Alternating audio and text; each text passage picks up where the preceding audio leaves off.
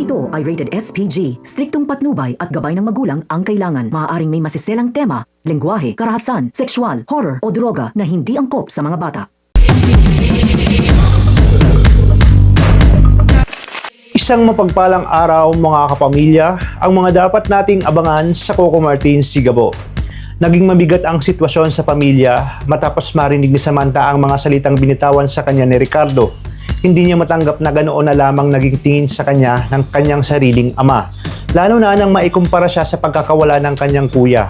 Dahil sa sobrang sakit na kanyang narinig, nagkulong si Samantha sa kanyang kwarto at doon inilabas ang kanyang sama ng loob.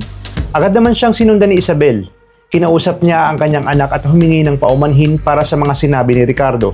Ipinaalala niya kay Samantha na iba ang ugali at pananaw ng kanyang ama dahil seryoso ito sa kanyang trabaho at bilang isang general ay taas rin na ang inaasahan nito sa sarili at sa mga taong nakapaligid sa kanya. Sa kabila nito, sinabi ni Isabel na ipinagmamalaki pa rin niya si Samantha at ayaw niyang tuluyang magkaroon ng sama ng loob ang dalaga sa kanyang ama. Ipinaliwanag naman ni Samantha na matagal na niyang ginagawa ang lahat para mapatunayan kay Ricardo ang kanyang kakayahan. Pero may mga bagay na hindi na niya kayang baguhin, lalo na ang pagkawala ng kanyang kuya RJ. Mas lalo lamang siyang nasaktan nang sabihin ni Ricardo na sanay si Samantha na lamang daw ang nawala. Para sa dalaga, hindi iyon isang bagay na basta-basta niyang kayang kalimutan. Pagkatapos ng kanilang pag-uusap, hinarap naman ni Isabel itong si Ricardo. Iginiit niya na kailangan nitong kausapin si Samantha at humingi ng tawad dahil malinaw na labis itong nasaktan. Pero nanindigan si Ricardo at ayaw niyang bawiin ang kanyang mga sinabi. Makalipas ang ilang araw, mas naging mahirap ang kalagayan ni Samantha matapos siyang masuspende sa trabaho. Habang nasa labas siya, bigla siyang sinalubong ng mga tauhan ni Lucas Zafra. Paputok ang mga ito at sinubukan ni Samantha na makaiwas, pero sa dami ng kalaban ay tinamaan pa rin siya ng bala. Sa kabilang banda, nagkataong dumaan si Gabo sa lugar at napansin niyang may kaguluhan.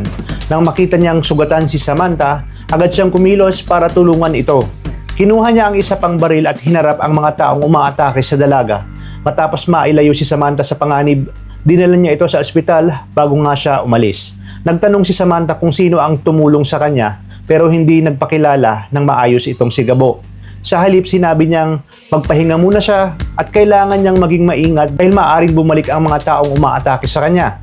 Para naman kay Samantha, hindi magiging sapat ang tulong ng mga pulis dahil sangkot ang mga Zafra sa sindikato.